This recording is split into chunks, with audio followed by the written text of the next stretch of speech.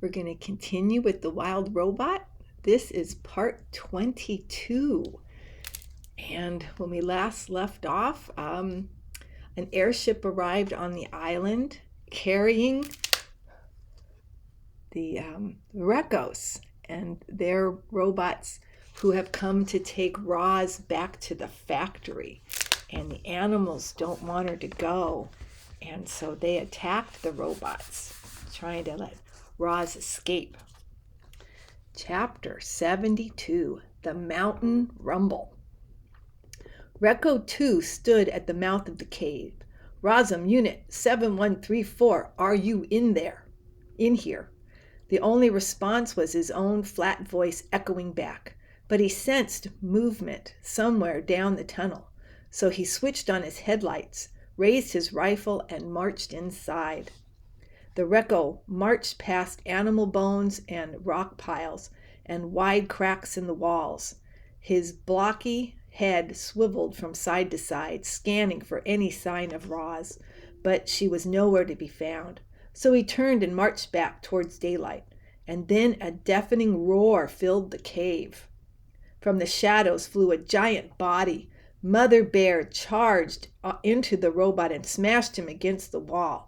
Then Nettle and Thorn jumped in, and together the family went to work. They rammed his legs. They slashed his chest.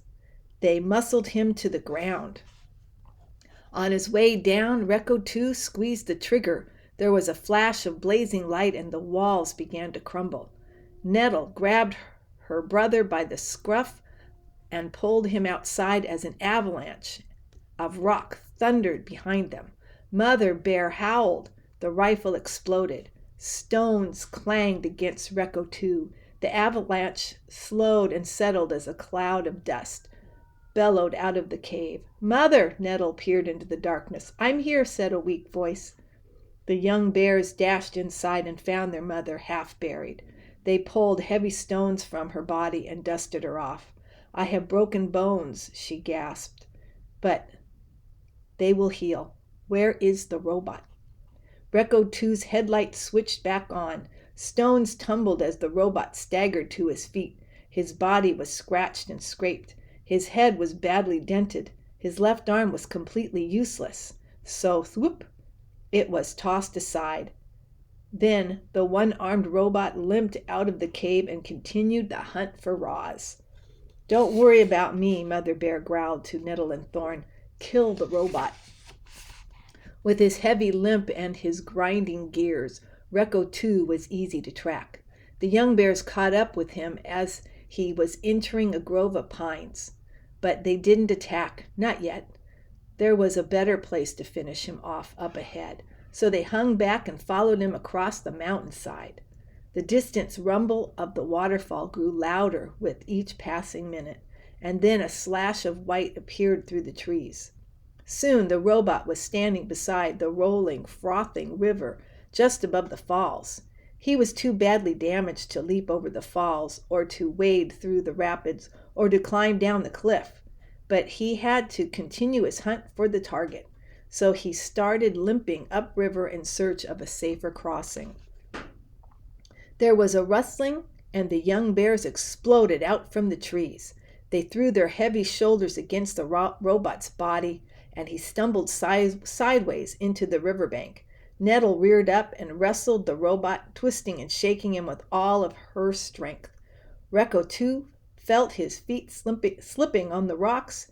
He felt his body tipping over, and then he plunged into the white water, and he brought Nettle with him. The current immediately swept Nettle towards the falls.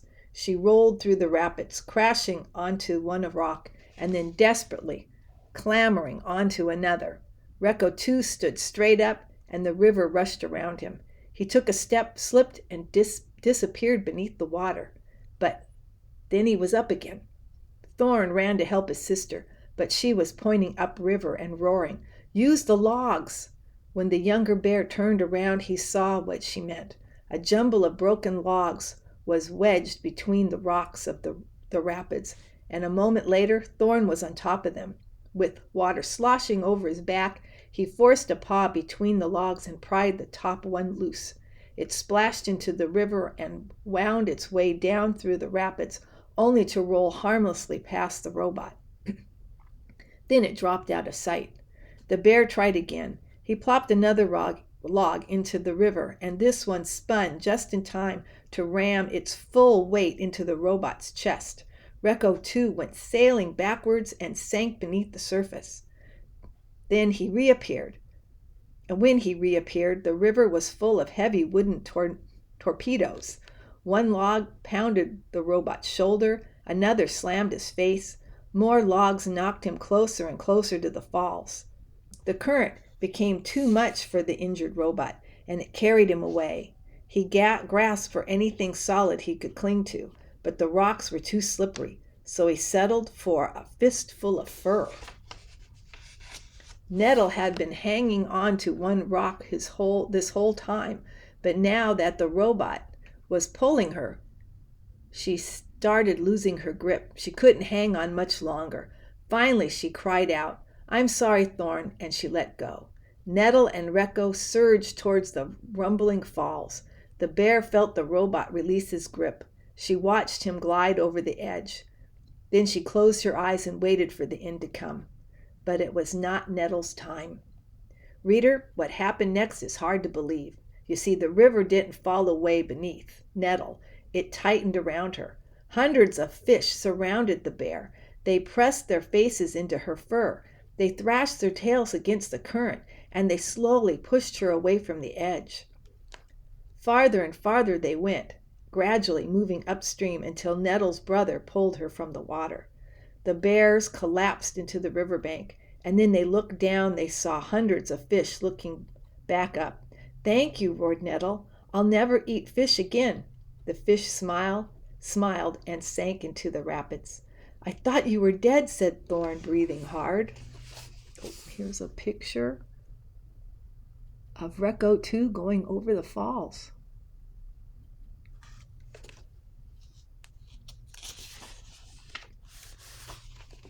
"So did I," Nettle laughed. "Looks like you're stuck with me a while longer, little brother." "I'm not little." It felt good to joke, but the bears quickly turned serious. They were both bruised and bleeding, and their mother was in far worse condition. However, it would all be worthwhile if Recco too had finally been killed. The bears crept to the edge of the cliff, and there at the bottom of the waterfall, strewn across the wet rocks, was the shattered body of a dead robot. Chapter 73. The Chase. Recco 1 was standing in the great meadow. He stared up at the smoking hill of ash and then down at the stampede of footprints around it. There had been a large bonfire with hundreds of animals and one robot. But why? The Recco couldn't make sense of what he was seeing.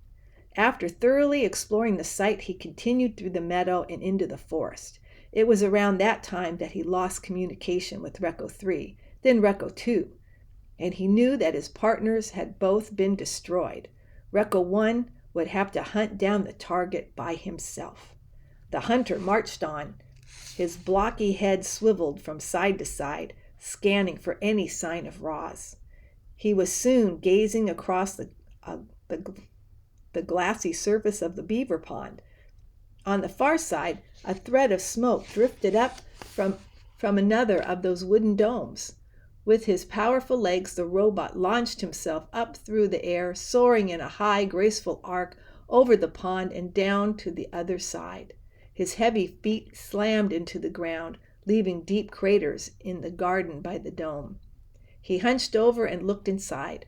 Fur and feathers and the dying coals of a fire. But the target wasn't in there. The Recco stood perfectly still and watched as a soft rain started dripping down through the tiers of the forest, and then he sensed it. Up in the canopy was something that didn't belong. Roz had been spotted. The hunter watched his target drop from branch to branch down to the forest floor. Then she bounded away through the thickly tangled underbrush without stirring a leaf, without snapping a twig, and vanished into the green. However, Recco 1 had other means of tracking her. He could sense her electronic signal. The signal was gliding around the edge of the pond, but it was fading fast. A few more seconds, he would lose it entirely. Recco 1 burst into a sprint. The forest seemed to sway and quake from his stomping strides, and a minute later, the forest really did begin to move. Trees were toppling down onto the Recco. He fired his rifle, and 2 toppling trees turned to ash. But then a third swung down through the smoke and hammered his body into the ground. Recco 1 shoved the tree aside, pulled himself up, and continued to hunt.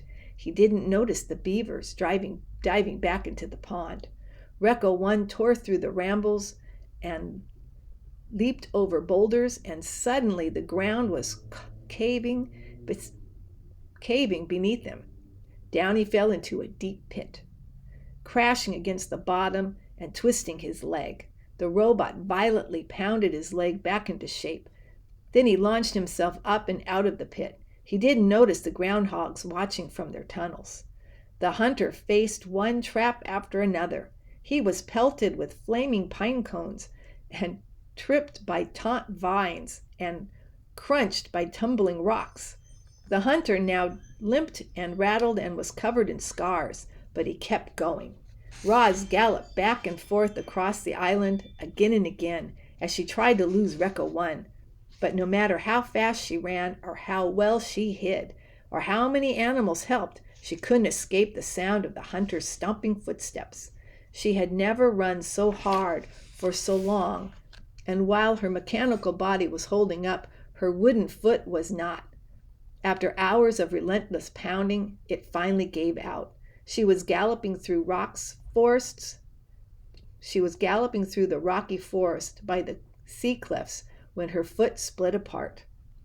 As soon as Recco 1 found the fresh wooden splinters, he knew his target was in trouble. He stomped out from the trees onto the cliff top and scanned the coastline below.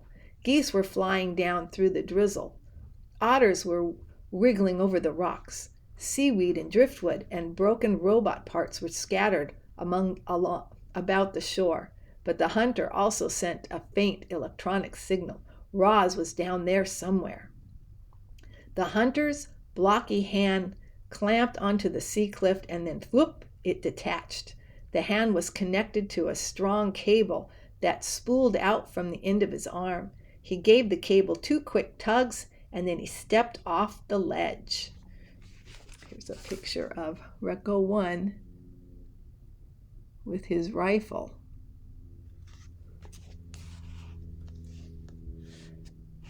Recco 1 zipped down the cliffside, one arm releasing cable, the other clutching his rifle, and he slowed to a gentle stop just as he reached the ground. Then high above, the robot's hand unclamped and followed the cable all the way down until thwip, it snapped right back into the end of his arm. Geese squawked and otters squeaked as Recco 1 marched through the robot gravesite. The place was littered with torsos and limbs and heads. They were all valuable parts, but he would collect them later. For now, his only concern was finding Roz. He followed the electronic signal over to a clump of seaweed. But where was his target? Was Recco 1's sensors malfunctioning? The robot tapped his head a few times, but the mysterious signal remained. He looked around for any other signs of her, but as he did, the clump of seaweed reached up and grasped his rifle. And that is the end of part 22 of The Wild Robot.